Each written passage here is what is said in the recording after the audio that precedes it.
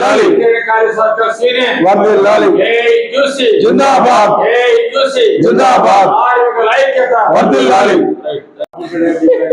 అది కూడా రాదు. సింగరేణి కాలేజీలో గత 13 సంవత్సరాలుగా ఒక్కటంటే ఒక్కటి కూడా కొత్తమైన రాలేదు. టిఆర్ఎస్ గవర్నమెంట్ ఉన్నప్పుడు కేంద్ర ప్రభుత్వం మైన్స్ వేలంపాట పెడితే సింగరేణిని వేలంపాటలో పాల్గొనొద్దని చెప్పినందువలన 2 మైన్స్ ప్రైవేట్ వాళ్ళకు పోయే విధంగా చేశారు. ఏఐటీసీ గుర్తింపు సంఘం గెలిచిన తర్వాత రాష్ట్ర ప్రభుత్వాన్ని కలిసి వేలంపాటలో పాల్గొనైనా సరే సింగరేణి కొత్త మైన్స్ రావాలని చెప్పేసి డిమాండ్ చేశాం. ఇవాళ 2013లో ఏదైతే సింగరేణికి కేటాయించినటువంటి తాడిచర్ల 2 మైను అప్పటి ప్రభుత్వ సింగరేణి యాజమాన్య నిర్లక్ష్యం వల్ల రాలేదు. దాన్ని ఈనాడు సింగరేణికి కేటాయించే విధంగా చేసుకోవడం అనేది జరిగింది.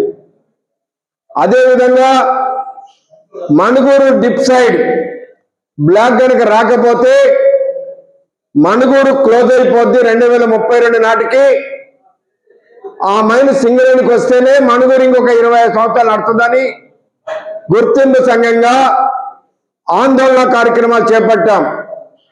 దాని ఫలితంగా ప్రైవేట్ వాళ్ళు ఎవరు కూడా టెండర్ పారాలు కొనలేదు. కానీ జన్కో కంపెనీ రాష్ట్ర ప్రభుత్వాన్ని అయినప్పటికీ కూడా కుట్ర చేసి మణుగూరు డిప్ సైడ్ తీసుకోవాలనే ప్లాన్ తోటి ఈ యొక్క వేలంపాటలో పాల్గొనడానికి బిడ్ వేశారు. ఈ యొక్క కుట్రని గ్రహించినటువంటి గుర్తింపు సంఘం సింగరేణి వ్యాప్తంగా ఆందోళన చేయడమే కాకుండా మణుగూరు బంద్కు పిలిపిస్తే మణుగూరులో ఉన్న వ్యాపారస్తులతో సహా ప్రజలందరూ కూడా సహకరించి బంద్ను జయప్రదం చేశారు. ధర్నాలు చేశాం. ఆందోళన ఫలితంగా ఇవాళ జన్కో కంపెనీ బిడ్లో పాల్గొన్నప్పటికీ కూడా సింగరేణికే వచ్చే విధంగా చేసుకోవడం అనేది జరిగింది.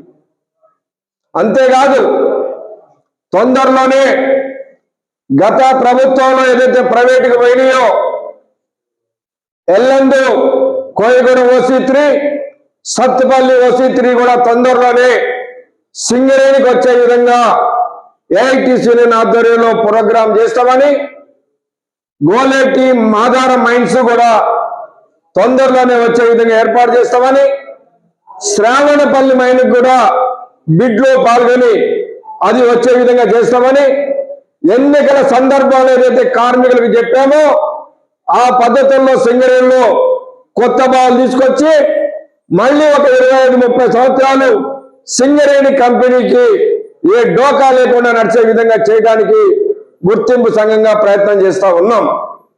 కొన్ని కార్మిక సంఘాలు అనవసరంగా ఏఐటీసీని దుర్భాషలాడి ఏఐటీసీ మీద నిరాధారమైనటువంటి ఆరోపణలు చేస్తూ ప్రచారం చేసి ఏఐటీసీని బదనాం చేసి లబ్ధి పొందాలని చూస్తా ఉన్నారు. ఎవరేం చేసినా 85 సంవత్సరాల చరిత్ర కలిగినటువంటి Singareni college workers union AITC, ఈ సింగరేణి ఉంటేనే కార్మిక వర్గం ఉంటుంది, యూనియన్స్ ఉంటాయని నమ్మినటువంటి యూనియన్ గా ఈ సింగరేణి మనుగడ కొరకు ఇప్పుడెట్లయితే మేము ఈ 2 సంవత్సరాల కాలంలోనే ఈ 2-3 మైన్స్ వచ్చే విధంగా చేసుకోగలిగామో ఇంకా తొందరలోనే మిగిలిన మైన్స్ కూడా తెచ్చుకొని సింగరేణి భవిష్యత్తుని కాపాడతామని చెప్పేసి కార్మిక వర్గానికి విజ్ఞప్తి చేస్తా ఉన్నాం.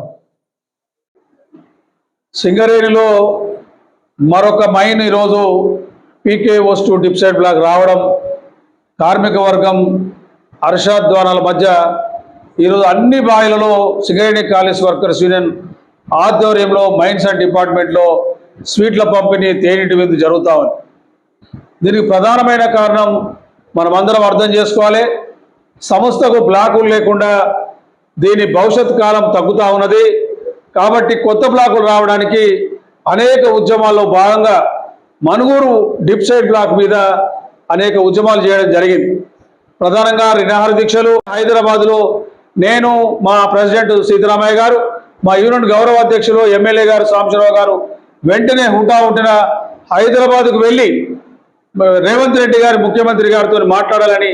ఎందుకంటే ఇక్కడ ఒకటే రెండు ప్రభుత్వ రంగ పరిశ్రమలు రాష్ట్ర ప్రభుత్వానికి సంబంధించినవి. సింగరేణి వాళ్ళ యొక్క మన సింగరేణి కార్మిక వర్గానికి సంబంధించి ఆ మనుగూరు రాకపోతే కంప్లీట్గా 31 తర్వాత మనుగూరు వాషౌట్ అయింది.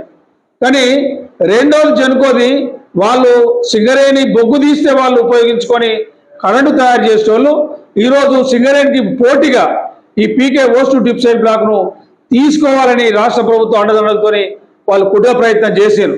కానీ చివరికి ఈరోజు ఏఐటీసీ చేసిన పోరాటాలు ముఖ్యంగా బషీర్బాగ్లో ప్రెస్ క్లబ్లో ప్రెస్ మీట్లు పెట్టి అదేవిధంగా మా సాంబశివరావు గారు అందరూ కలిసి ప్రభుత్వం దృష్టి తీసుకుపోవడం వల్ల ఈ ప్రభుత్వం అబాస్ పాలైద్దని చెప్పి ప్రభుత్వం వెనుక తగ్గి ఈరోజు ఈ జనుకో కూడా వెనుక తగ్గినట్టు సమాచారం.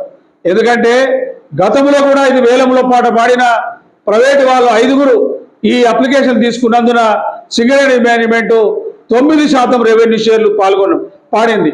అంటే అప్పుడు ఎట్లయినా ఆ యొక్క బ్లాకును చేజిక్కించుకోవాలనే ఒక అంశం మాత్రమే ఉండే. కానీ 9% రెవెన్యూ వాటా ఇది సింగరేణి నష్టం కాబట్టి దీన్ని తగ్గాలి కాబట్టి మళ్ళీ ఈరోజు వేలంలోకి రావడం జరిగింది. ఈ వేలంలో 6.5 రెవెన్యూ షేర్తో మనం దక్కించుకోవడం, 4.4 చిల్లర రెవెన్యూ షేర్తో ప్రారంభమైన ఏదైతే వేలం పాట 6.5తో ముగిసింది. అంటే చాలా మార్జిన్లో మనం ఈరోజు విజయం సాధించామంటే ఇది లాభదాయకమైన ప్రాజెక్టుగా ఉండడానికి మనకి ఈరోజు అవకాశాలు దక్కినాయి. ఆ వేలంలో మనం తీసుకున్నాం. ఇది కార్మిక వర్గాన్ని విజయంగా మేము భావిస్తా ఉన్నాం. సరే, ఇప్పుడు కొన్ని సంఘాలు ఈరోజు మేమే సాధించడమని అన్నా మాకు అభ్యంతరం లేదు. ఎందుకంటే ఇది కార్మిక విజయంగా మేము భావిస్తా ఉన్నాం. భవిష్యత్తులో కూడా ఇదే విధానంగా రాబోయే బ్లాకులను చేజిక్కించుకుంటాం. కానీ కార్మిక వర్గం ఆలోచన చేయాలి. ఏఐటీసీ సంపూర్ణంగా ఏదైతే మాట ఇస్తుందో ఆ మాటను ఈరోజు ఎట్లయినా సాధించడానికి ప్రయత్నం చేస్తుంది. కానీ ఈరోజు చూస్తున్న రాజకీయ కారణాలు కానీ మేనేజ్మెంట్ సంబంధించిన కారణాలు కానీ కొన్ని ఆలస్యం కావచ్చు. ఆలస్యమైన చివరికి కార్మిక వర్గ సహకారంతో అన్ని అంశాలపై దృష్టి పెట్టి తప్పక విజయం సాధిస్తాం. అదే రుజువు చేస్తా ఉన్నది పీకే డిప్సైడ్ బ్లాక్ అని చెప్పి సందర్భంగా తెలియజేస్తాం.